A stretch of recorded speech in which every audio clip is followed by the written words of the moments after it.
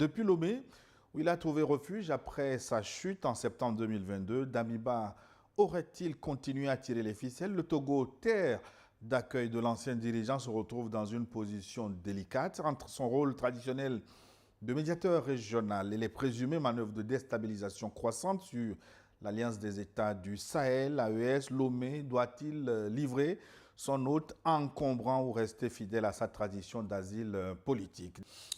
Analysons maintenant l'implication présumée de l'ancien président de la transition, actuellement en exil au Togo. Le ministre de la Sécurité, vous l'avez souligné, Didier Alou Mahamadou Sana, a désigné Paul-Henri Sandaogo Damiba comme le commanditaire principal.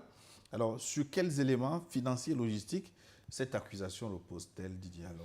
Disons que d'abord, pour renchérir un peu ce que vient de dire l'ambassadeur par rapport à l'implication de Damiba, il faut dire que tous les aveux convergent vers Damiba.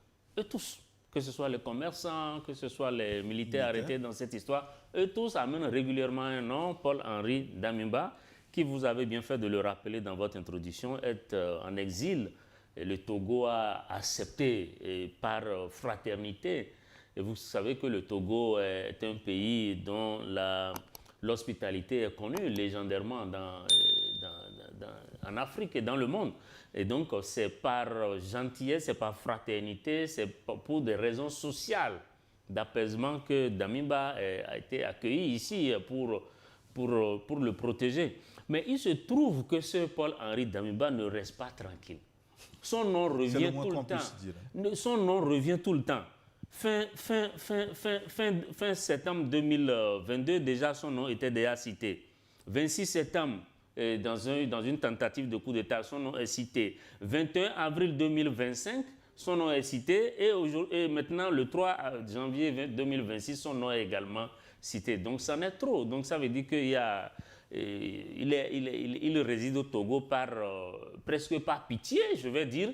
Mais il ne reste pas du tout tranquille. Donc maintenant, l'autre question que vous allez me poser, je le sais, est-ce qu'il faut l'extrader ou pas? Donc moi, je pense que compte tenu de ces ajustements et du fait que son nom revient tout le temps, je pense que la question se pose fondamentalement. Aujourd'hui, le Togo doit commencer à réfléchir à qu'est-ce qu'il faut faire de ce personnage qui est profondément perturbateur.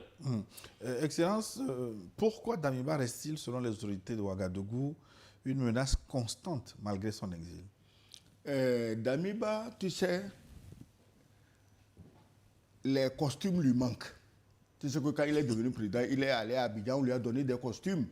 Il n'était pas encore allé faire le singe sur le perron de l'Élysée. Tout ça, ça lui manque.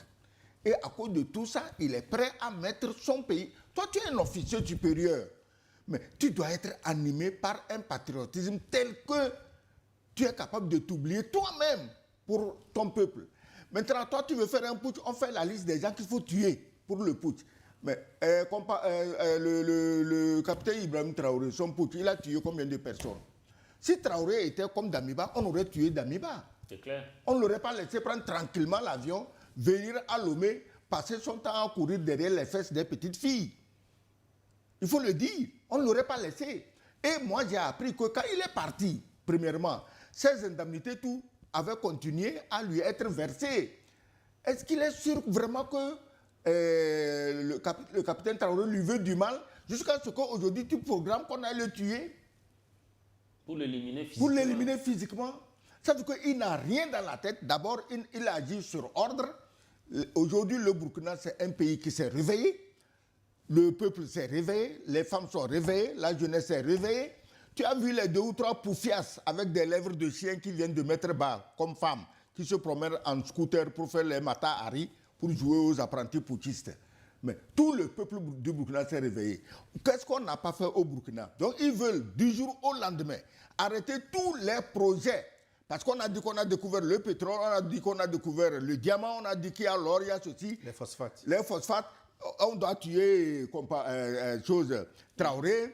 Les Blancs, ses amis, les Blancs vont venir. Il va aller à l'Élysée faire le singe, faire le président démocratiquement nommé par l'Élysée et avec tous les complices dans la région ici. Mais on ne peut pas continuer comme ça.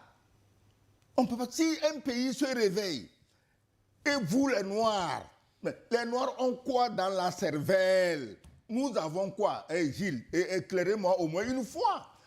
Même si je n'aime pas le capitaine Traoré, mais quand je vois ce qu'il fait pour mon pays, je suis fier de mon pays, mais ça me suffit. Qu'est-ce que le capitaine Traoré devait faire à Damiba? Il a fait coup d'État, il t'a respecté, il a respecté ta vie, ton intégrité physique. Tu as pris l'avion tranquillement, tu es venu, on t'a reçu. Le Togo a toujours reçu des présidents en fuite. Et aucun d'entre eux, à partir du territoire togolais, n'a jamais voulu organiser un coup d'État chez lui. Maintenant, on a des preuves. Puisque Alaï Sakandé, il dit qu'il est allé où? Il est venu à Lomé. Par 2 fois. On a rencontré Damiba. Voilà. Et le sergent a accepté sous la pression de qui? De Alaï Sakandé. Donc, on n'a plus à poser la question si Damiba est dedans ou non. Donc, les gens là viennent chez toi, ils prennent des ordres. Ce Alaï Sakandé, tous les autres impliqués, ce pauvre sergent est cervelé. Mais Damiba est à Lomé. Mais vous, on vous a pris, on va vous juger. La peine de mort est appliquée au Burkina. Vous allez passer au poteau. Damiba sera à Lomé. À la limite, le Togo, qui a fait œuvre salutaire dans le respect des droits de l'homme, en accueillant quelqu'un qui avait besoin de protection, va se raviser et savoir, mais concrètement, ce colis. Parce que faites très attention à ce que Damiba fait. Vous croyez qu'il veut renverser seulement le capitaine Traoré? Non, c'est le Togo qu'il veut assassiner. Parce que dans l'esprit de la France-Afrique, au nom de laquelle il a agi, ils vont faire d'une pierre deux coups. Un, on déstabilise le Burkina. Et aujourd'hui, n'oubliez pas, le capitaine Ibrahim Traoré est président du Burkina et de l'AES. Donc on fait d'une pierre deux coups et en même temps on déstabilise le Togo. Parce que les gens vont se dire, mais le Togo qui se disait ami de l'AES, c'est de chez lui qu'on a déstabilisé l'AES. Alors, on dit quoi? Donc ce colonel est en train de mettre en danger le Togo et la population togolaise. Ouais, d'accord. Mais avant de revenir à Damiba, Didier, est-il plausible qu'un ancien président en exil puisse mobiliser autant de réseaux au sein de l'armée burkinabé actuelle, sans soutien extérieur? Mais Damiba n'est pas simplement un ancien président en exil. Damiba aussi est lieutenant-colonel, c'est un membre de l'armée burkinabé. Donc ça veut dire que c'est quelqu'un qui a des amis, c'est quelqu'un qui a des relations, c'est quelqu'un qui a des connaissances, c'est quelqu'un qui connaît le problème des gens.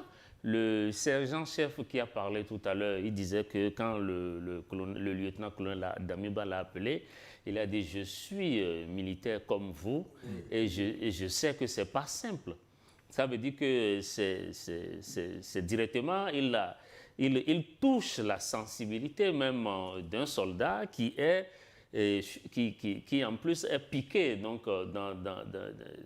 dans son unité.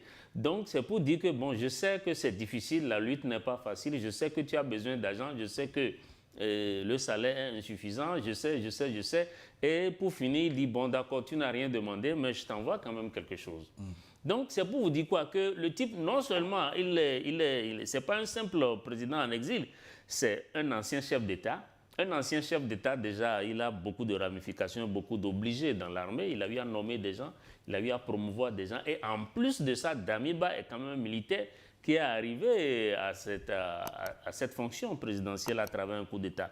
Donc oui, un type comme Damiba a toujours des gens dans l'armée, certes qui ne sont pas nombreux, mais avec qui il peut toujours s'entendre s'il y a de l'argent qui est en jeu. Rappelez-vous, quand même au Burkina, et avec l'armée, il y a quand même cette tentation ou cette tentative chaque fois, parce que rappelez-vous, il y avait eu récemment avec un haut gradé des milliards qui lui avaient été proposés. Mais ici, on ne propose pas des milliards, on propose quelques millions, parce qu'on parle de 70 millions pour renverser... distribuer à des gens, même pas à un... Bien sûr, oui. Donc des sommes de 2, 3, 4, 5 milliards par individu. Millions. Pardon, excusez-moi, millions par des individus pour les amener quand même à renverser un État. Il y a quelque chose très franchement à ce niveau-là qui ne va pas. Mais l'attitude quand même de Damiba n'arrange pas du tout le Togo. Ben justement, on va interroger la position du Togo de ses relations avec l'Alliance des États du Sahel. Est-ce qu'il faut extrader ou protéger Damiba? Bon, on sait, Excellence, vous l'avez souligné, le Togo est traditionnellement une terre d'asile, un médiateur dans la région. Jusqu'où cette tradition peut-elle tenir face aux accusations de complot terroriste et de déstabilisation?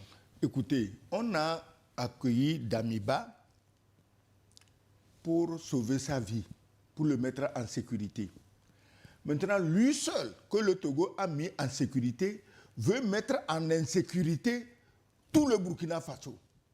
Parce que les listes des gens qu'ils ont fait à tuer, les terroristes qu'ils ont positionnés, qui devaient attaquer dès qu'on tue le président, les autres qui devaient venir des pays voisins au sud, tout ça, mais ce serait un bain de sang total. Pas seulement le Burkina, parce que vous avez fait une analyse intéressante. Oui. Si les Burkinabés savent que le danger est venu du Togo, Mais il ne faut pas se taire. Ça peut barder aussi entre le Burkina et le Togo. Mais attends, et pourquoi pas? Moi, si je suis chef de l'armée burkinabé, je sais qu'on a attaqué, on a tué mes éléments, et que l'attaque vient du Togo, ben, j'envoie une poignée de missiles. Rien que pour leur dire, mais mes amis, il y a des limites à toutes les blagues. Donc, Damiba est un problème dont le Togo doit se débarrasser. Mais le droit d'asile est régi, hein. On ne prend pas quelqu'un comme ça et puis on l'extrade quelque part. Ça ne se fait pas. Il y a les lois, hein. Si vous demandez aux juristes, ils vous diront qu'on n'extrade pas quelqu'un comme ça. Surtout, on ne peut pas l'extrader dans un pays où on sait que... Il n'y a pas une justice équitable qui est garantie. La justice au Burkina est équitable. Et l'équité de la justice... Je parle de ce que dit la loi. Oui, l'équité de la justice au Burkina demande justement qu'on lui coupe la tête. Parce que lui voulait tuer les gens, on le tue. Donc, on ne peut pas le mettre en danger en l'envoyant quelque part où on sait que sa vie serait menacée. Mais il y a des pays france-africains dans la région, qu'on l'envoie là-bas. Des pays où il aura beaucoup de costumes à porter. Hein? Des pays où il ira peut-être danser de temps à autre à l'Élysée, qu'on l'envoie dans un de ces pays. Parce que nous, je ne suis pas gouvernement togolais, je parle en tant que citoyen togolais, mais tous les Togolais, chacun que nous sommes, nous demandons la paix. On veut être en paix, on veut être dans la sécurité. Et on ne peut pas permettre à quelqu'un à qui nous donnons l'asile de mettre tout le peuple togolais en insécurité. Ça on ne peut pas accepter ça.